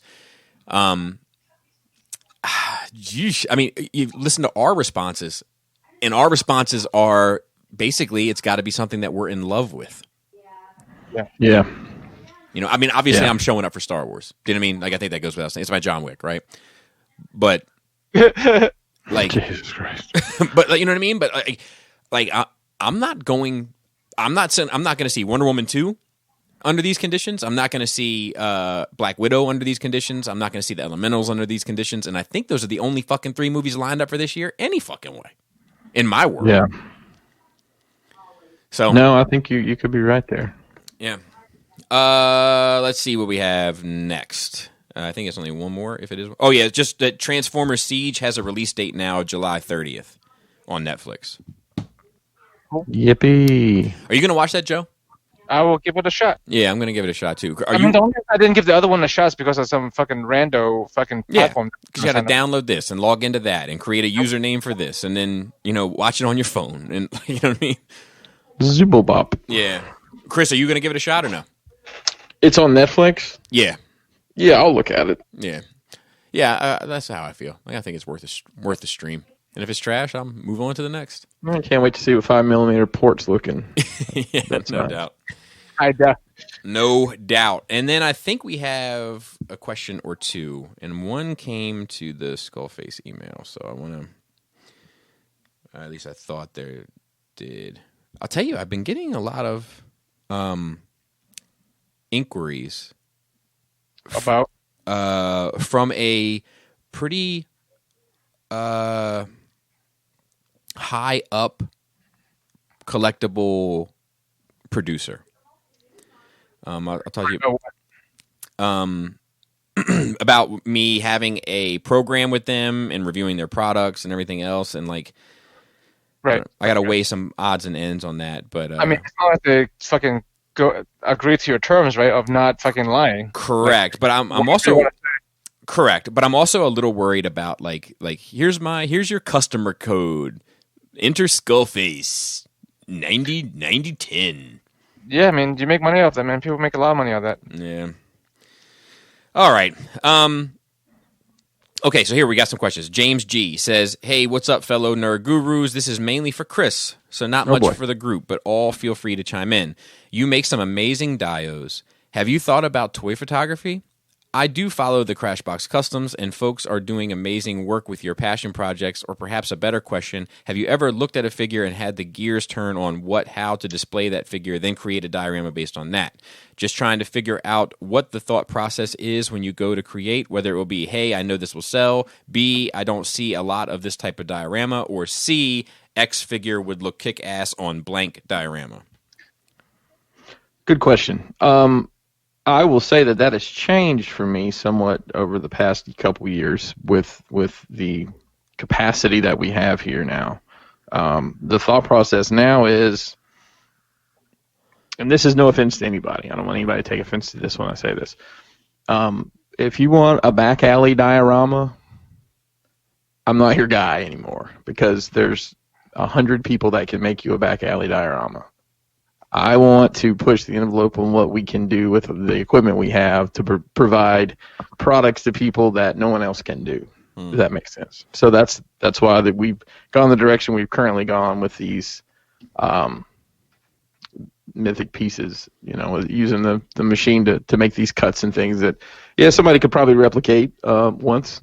You try to do it more than once. You're by hand. I mean, if you could do it, by all means, go for it. But I don't know that you're going to be able to.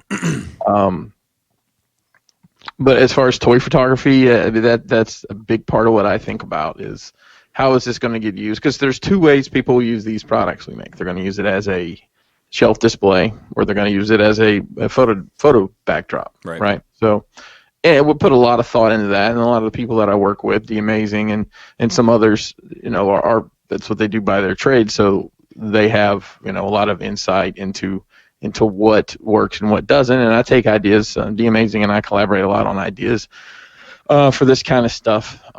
So that's a big part of what I think about. Me personally, I all the time I'm like, oh man, that would be great. Let me build this, and I'll buy all these pieces to figures, and like, oh, I'll build this to take this picture, and I'll get sidetracked with building stuff for other people, and the cobbler's son has no shoes, as I like to say. I never get around to building myself anything. Matter of fact, the only mythic pieces that I have on my own are some pieces that I fucked up, that I salvaged and painted good enough for stand-ins, just because I didn't make any for myself yet. So, right. Yeah, that's kind of where I'm at with it right now. Copy that. And then, well, I'll say this, if it's, for a convention or whatever, for, Mezco or whatever other company I work with, obviously they're going to, give me some ideas of what they're looking for. And then it's a collaboration effort back and forth on, we can do this. Is this, something will work? No, I'm not going to be able to make it explode, or whatever, it's a give and take a little bit to come to a final solution of what the product will be. Joe, he had something for you as well. Wait. I have a question, though. Okay, shoot. So he said, I have a question for Chris, right? Mm-hmm. You make great dioramas. This question is not for anybody else. How does that make you feel, Bobby? Look. So this is how Hey, listen. Bobby's a businessman, but I'm a businessman. So you'd I like that reference, by the way. But you'd be surprised how often I get inbox stuff that tiptoes around that question, Joe. What do you mean? Really? Yep. It happens a lot. About what do you mean? I'm not getting it. About how, you make dioramas, Crashbox makes dioramas. Do you feel like your dioramas live in that shadow or something, anything remotely circulating around that, right? Really? Yeah. You'd be surprised. Inundated. Here is what I always tell people. Chris is a professional. I am a hobbyist. And that's how I describe it. I am doing this to display my figures and give some life to them. And Chris is doing this as a fucking professional. And that's how I wrap that up. So I don't, I'm not even, it's like, Timberland doesn't care what Nike is doing, or you know what I'm saying, or what Crocs. I was thinking about the rapper for a second. I was too. I'm like, what? Because one Crocs are making walk around rubber shoes for your home comfort, and Timberland is making hiking boots and construction boots for your professional workday. Yeah, it's just like it's the same but different. And I have had some conversations with people at length about dioramas and the different kind of, I won't say big players, but well-known people that make dioramas, from the Owl figures and the Crashbox, of course, and then my stuff comes up because I'm having those conversations with them, and JD, and and just what my thoughts are about all of them. And I do think that it's one of these situations where just not every shoe fits every fucking foot. Some stuff is going to be, some stuff is more impressive to me from an engineering aspect. Some stuff is more impressive to me from a design aspect. Some stuff is more impressive to me from a paint aspect. Some stuff is more impressive to me as a layout. Some stuff is more impressive to me from ingenuity. Some stuff, you know what I mean? There's so many different avenues to it that it's this is an art. Yeah, and it's not every. It's it's just a creative process. So I can look at John Williams and appreciate what he can do as a composer, and I can look at Pop Smoke and appreciate what he does to welcome you to the party. You know what I'm saying? And I can appreciate all things, but they're not trying to do the same things. Yeah, And I would love to have a discussion about that one day. Chris and I had kind of kicked the idea around, just an in-depth kind of because I think there's, I don't think that one thing being great makes another thing less than, and vice versa. Mm-hmm. If it's not trying to do the same thing. Yeah.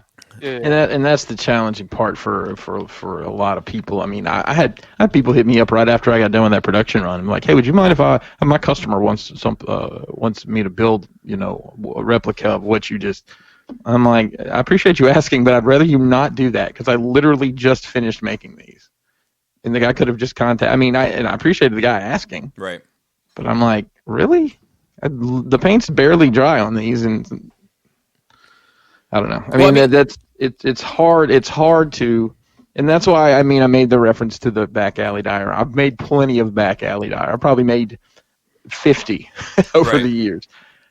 And it's kind of the first thing they make. It's it's bricks and it's concrete, and you learn a lot of techniques. It's almost like Joe, like when we were printing out the Anycubic samples, and it's got the little pegs on it and the numbers, and that back alley diorama. And Bobby, you can attest to this. That is a lot of the skills you need to do any sort of urban building stuff is in that one thing.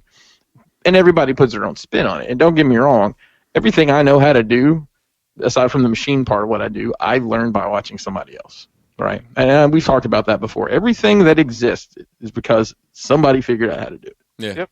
Whether it's building a house, a real size house, or installing magnet, like my magnet technique. Al figures. I'll give him credit all day long. I struggled with installing magnets. I saw in his videos in a playlist one day. I'm like, son of a bitch, it's that easy. And I've shown that in a video before and credited him for it. But to be able to do something unique is so challenging in the diorama space. And, I'm in a lot of diorama groups, and I'll see stuff sometime. I'm like, wow, that's a really good idea. I wish I had thought of that, Yeah. I wonder how that guy got those, And I'll hit people up. So I'm like, hey, man, you mind telling me how you got this effect or this look, or how'd you get this to work? Because you're right. It's art. It's engineering. It's architecture. It's especially doing freestanding stuff. It's you literally gotta one of the things we're working on right now. It's kind of like a mind fuck because of the pieces that we need to put in it and the way it's structured. It doesn't make sense in the real world, but it works for what the space is going to need. And that's the challenge, I think, is doing something unique, putting your own spin on that, and making it work. And yours. Right. Yeah. Right. And like I'll tell you, like from my perspective, like the thing that I struggle with the most is layout, because all of my shit is occupying pretty much the exact same dimensions. Yep. And I have to make each one be able to stand alone and not just blend into the same shit over and over again. Like, yep. And like you have to consider the space, and you have to consider the amount of space you're willing to sacrifice with $2 styrofoam when you have a $60 figure going in it. Yeah, you're limited by how many figures you need on a shelf also. Right. Like it's that, but that's what I find enjoy from what I do is it's the problem solving of it is like everything else is like just a means to the end to get to the last to putting that shit together in the space. But I like how do I make these fucking figures look interesting and display them in a way that gives them all light and gives them all shine, but all, I don't know. I think whatever you're doing, when you find out what the goal is and the problems that you need to overcome, the obstacles that you need to overcome to accomplish that goal, and then successfully accomplish it over time as you learn skills and techniques and gain experience, like that's the beauty of it for me. So it's hobby. Yeah. Yeah.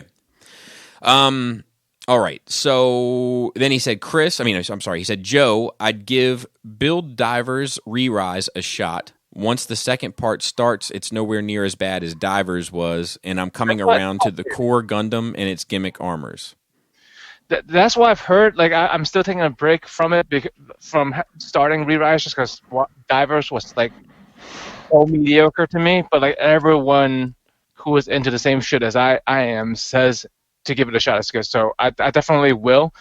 I just not sure when. But, like, I mean, the Gundam itself I find interesting. The core Gundam, the little baby Gundam with all the armor parts, like, that's always been a gimmick I like in all kinds of franchises anyway. Right.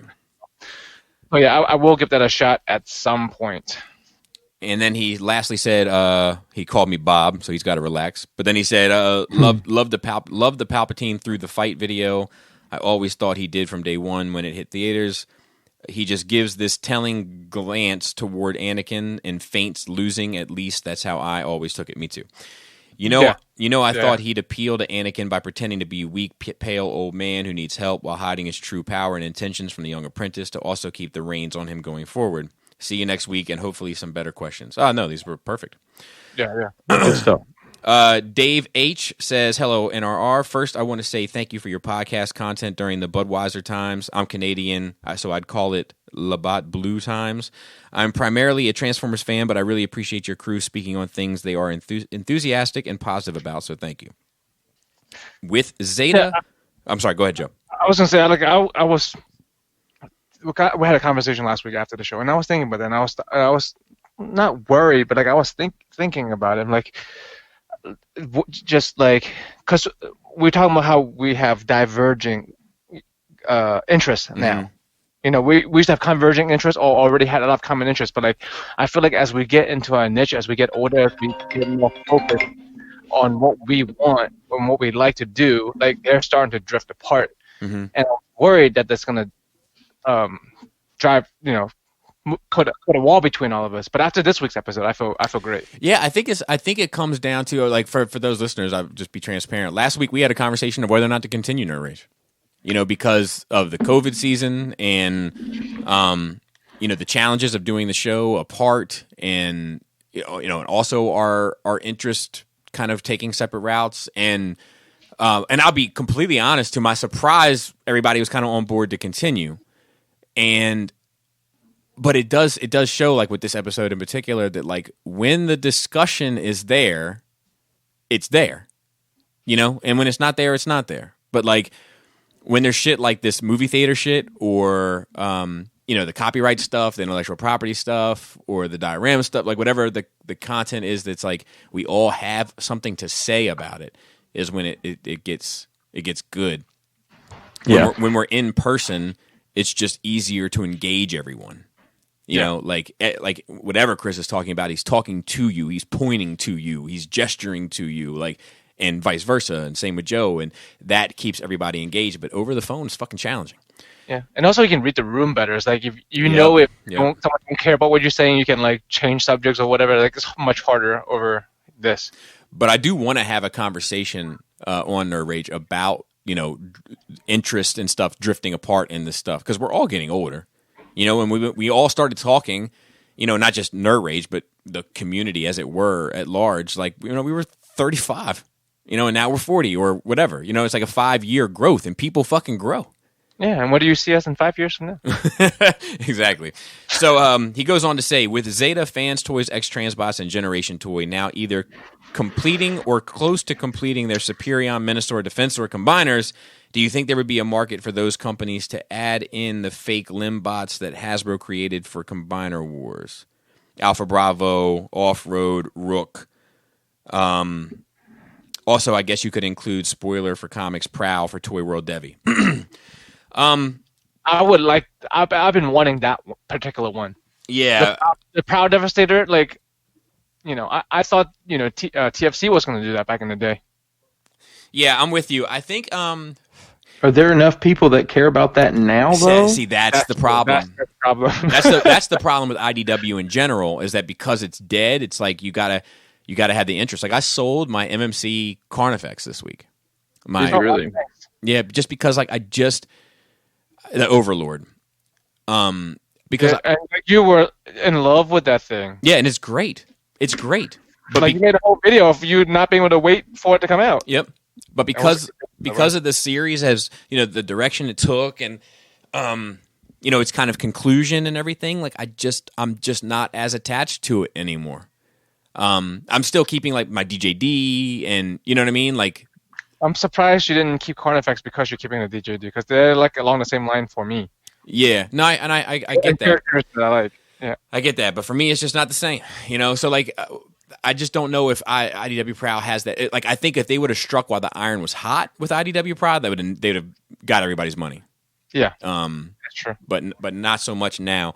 As for the Alpha Bravo and all that shit, I think it would probably be Suicide. Yes. Alpha Bravo might work because he's kind of turned into a joke in some circles. So like people might get it for the novelty of it, but like Off-Road, I wouldn't even be able to tell you his name. And actually, I think Dave knows this a little bit, because every one that he mentioned, he gave a description of it. You know, he's like Alpha Bravo, the chopper for Superion, Off-Road, the truck for the Stunticons, Rook, the APC thing for the Protectobots.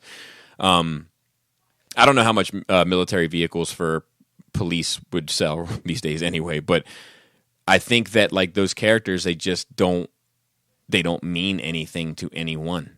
And I think that asking people to spend $15 for them to complete your Defensor is a lot easier than asking people to pay $100 to have an ulterior option for their Defensor. Well, Zeta stuff is only like $50, right? Oh yeah, that's true. 60, around 60. Yeah, that's true. Yeah, that's. But that's I mean, who has attachment to those characters? Right. I mean, my question would be, and yeah, I agree, and I also, but I'll take it one step forward with that train of thought and say that if the Protectobots would have come out with the 5 proper members, because I think you had to buy one special or. One was like a Hasbro Toy Shop exclusive or some shit. So like, if I remember correctly, yeah, I think it was Groove, the bike. Yeah, that sounds right. But if all of those 5 were available, and then they also put out Rook as a swap out option, I don't think people would have bought it. Yeah, you know, so no, absolutely not. It was the fillers, right? It was. So you know, and now that people have bought it, there is more of an attachment, but I don't think it's enough to garner a $60 to $100 interest. Alpha Bravo maybe as the joke, but I can't imagine that they would have much success. So then he says, also, do you think any company would either repaint or make a full attempt at a Victorion combiner? And then he goes on to describe it, the teal and pink team from IDW Comics. I can answer this real quick. Repaint though, right? Absolutely fucking not. Well, so I'll play Legend scale would do it. Yeah, and that would probably be successful. I'll play devil's advocate just for a second. I agree with you, Chris, ultimately.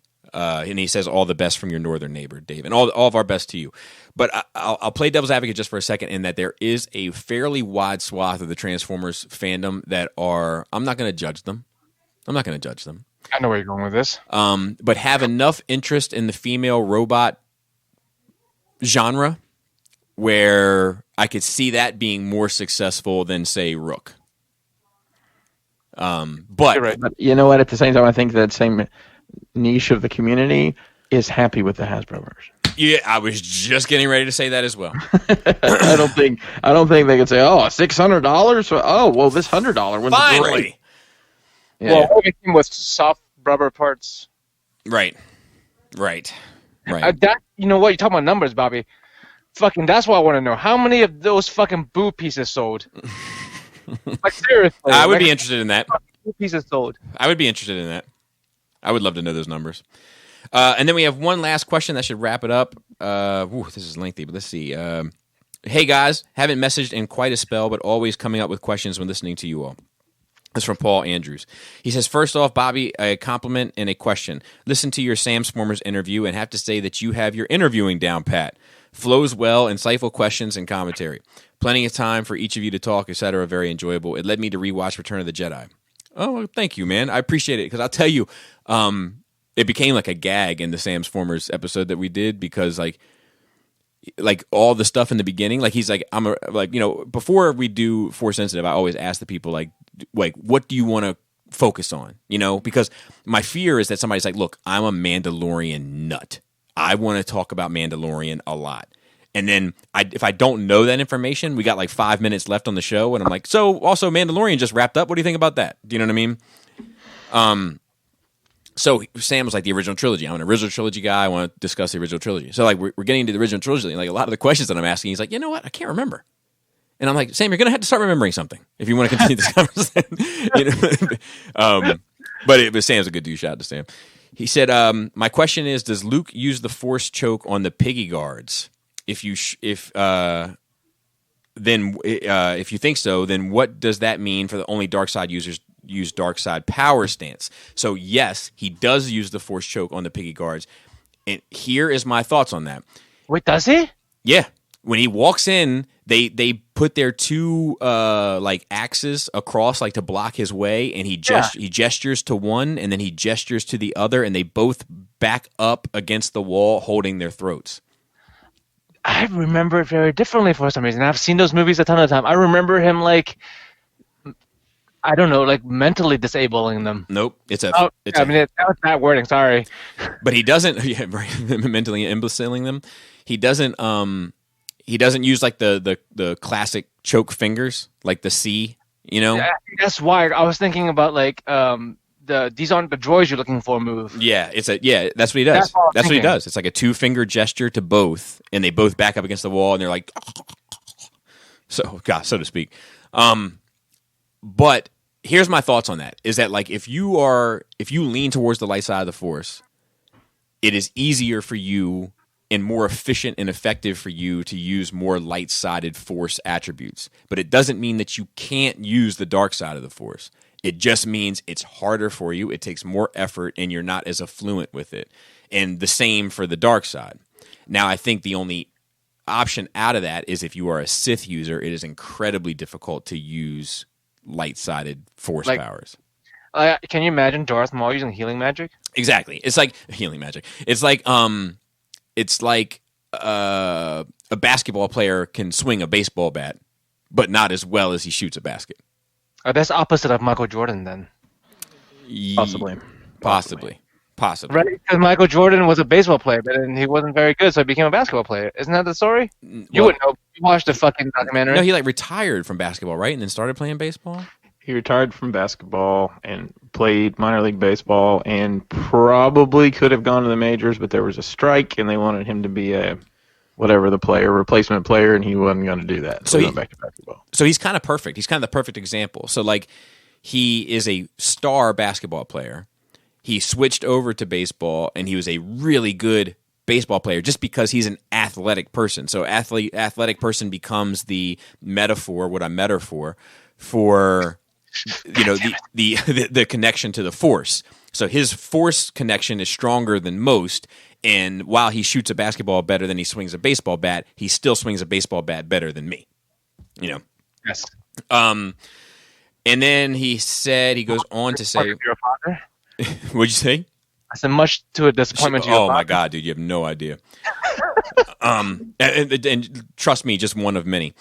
For everyone, what series would you each consider going in for if they, Hot Toys, Mezco, Marvel Legends, Black Series, etc., decides to produce? I'd go for a Dino Riders line without hesitation. Yeah, well, so a dream franchise for them to do? Is that what he's saying? I'm guessing. I guess because I'd go for a Dino Riders line. So I guess. I want a Hot Toys 197 line, like fucking hands down. Right. Who would you want to do it? Hot Toys. I don't care about action figures. Like, okay. I don't consider Hot Toys action figures. Okay. All right. Fair enough. Like Playhouse Kai is already action figures. Right. Like I want some good shit. What about you, Chris? Man, let me think. I don't know. I mean, I think everything I ever wanted has been created again at this point. That you've bought and sold already. Well, exactly. But it's like, look, if you want Thundercats, there's Thundercats out there. If you want Masters of the Universe, there's 38 different versions. There's no Hot Toys lifelike fur Thundercats, though. That's it. I don't know. I'd like to see somebody tackle the Silverhawks line just to see what they're off with. You're right. I love Silverhawks. No one ever talks about Silverhawks. I prefer Silverhawks to Thundercats myself. That's a good idea. I'll tell you, I would like to see Mezco take a shot at Star Wars. Like this Star Wars stuff, Bobby? Say what? I said you don't have enough Star Wars stuff, Bobby? Well, so never, Joe. But also, like, I would use it as a supplement, basically, right? But like, I would like to see how like some of those like characters that have far excessive baggier clothes, you know, like a Darth Maul would look with the Mezco treatment. The tighter clothes stuff I'm not as interested in, but like a lot of those like cloaks and robes and everything else, like I feel like Mezco could do some pretty interesting stuff there. Right. Let alone like droids and stuff they would knock out of the park, you know. Yeah. I would like I would also, speaking of which, you know, I want a Hot Toys Sopranos line, and I want a and I want SH Figuarts to continue their music line, but I want a box set Wu-Tang Clan set from SH Figuarts. That's going to be one of my dreams until. Okay, you want Wu-Tang Clan in like real life clothes, or you want Wu-Tang Clan superheroes? Real life clothes. So boring. Have you seen the custom Soprano stuff that is out there? I have seen one. So I've seen a Polly and a Christopher recently. I mean, these are those $1,000 probably figures. Right. They look great. Yeah. So if I had to get one, it wouldn't be Paulie or Christopher, obviously. But yeah, dude, I would love a Tony, so to speak. Okay, and then he says a suggestion: check out What We Do in the Shadows, another Taika Waititi film set in Wellington, New Zealand, and stars some familiar New Zealand actors you will know: Jermaine Clement from Flight of the Conchords. TV series, right? So that's the movie that's based the TV series based on, which whatever that guy's name, the director, and Jermaine from Flight of the Conchords are actually in. I've been watching, and I forgot to mention, I've been watching on that show. I've been watching it with Charlie in the Room. The next one is entitled Vampire Orgy, so I haven't watched it with Charlie in the Room. But Jermaine from Brett and Jermaine. Dude, he's great. Yeah. I will try to give that a shot. Tall Man is next on my list. Yes. Try Prospect too, bro. Is Tall Man on Netflix? It's on Hulu. Okay, I don't have Hulu, so I guess I could try this first. No, so we've. No Hulu. I should give you an update on this. So we have decided to rotate our streaming services. That sounds very complicated. Okay, so it's really not afforded, Bobby. Is there a spreadsheet? So here's the thing. Disney Plus and Netflix we're keeping full time. Netflix for the kids and Disney Plus for me.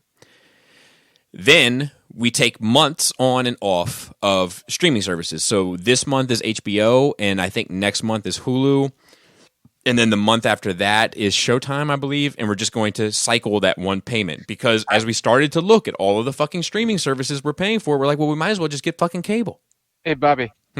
Hit me up after the stream. I think you can just have a Hulu login. Yeah, that's the key here. Login, bro. Okay, all right. Well, talk to Laura, because I'm not fucking figuring that out. Jesus Christ. It's a password. Yeah, dude. Whenever the baby asks, the baby will be like, "I want to watch Octonauts." I'm like, Jaina, come figure this thing out. Oh man, you really get into the fucking old man shit right there. Yeah, it's bad. It's bad. It's not good. And then he says, lastly, thank you guys. Understand that you have hit the lockdown pretty hard in the States. New Zealand is out now, though heavily impacted by the rest of the world being closed down. Your continued production of content has been entertaining, engaging, and made the current times seem at least a little more normal, comfortable, and familiar. As always, big fan, Paul. Thank you. Thank you, sir. And with that, we can give some shout-outs. Good show today. Shout out to the rest of the Cool Table, Shattercast Uncut, Into the Realm, Breaking the Mold, Building Up to It, Fresh Communications, and Verbally Challenged. Toy Detox, which I think has produced a fair amount of content recently. Stasis. Have you listened to any of them? Huh? Have you listened to any of them? I had started listening to one. Okay, cool. Stasis Lock. And shout out to the rest of the team behind the scenes. Raul on Instagram, Dante on Facebook, Phil recovering from surgery, so best wishes for him, working on Twitter and also organizing our notes. And then, as always, Manny behind the scenes and all the folks helping me with the Force stuff, Court, Andy. And with that, Flappy Labius. Tasty taint. tight dick player.